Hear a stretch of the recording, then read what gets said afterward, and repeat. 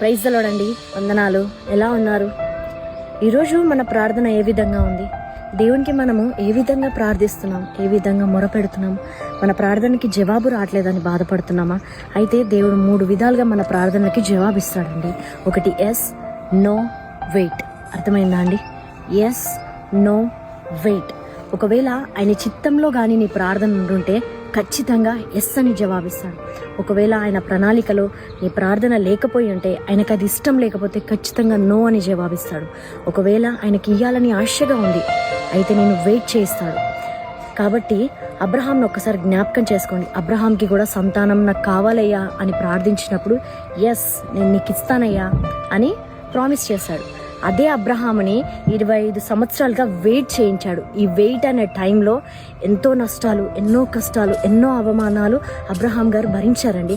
కానీ దేవుడిచ్చిన వాగ్దానం మాత్రం ఖచ్చితంగా నెరవేరింది. అదే అబ్రహాంని ఒక ప్రాంతానికి నువ్వు వెళ్ళొద్దయ్యా, అక్కడికి వెళ్తే నువ్వు బాధపడతావు, కష్టాలు పడతావు అని అన్న అబ్రహాం గారు ఆ మాట వినకుండా ఆ ప్రాంతానికి వెళ్ళాడు.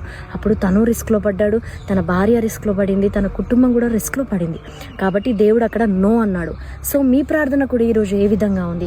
Yes, no, wait. వీటిలో కానీ మీ ప్రార్థన ఉంటే వేచి చూడండి. దేవుని ప్రణాళికలో దేవుని చిత్తానుసారంగానే ప్రార్థిద్దాము. నీ చిత్తమే నా జీవితంలో జరుగునుగాక దేవా అని ప్రార్థిద్దాం. ఆమెన్.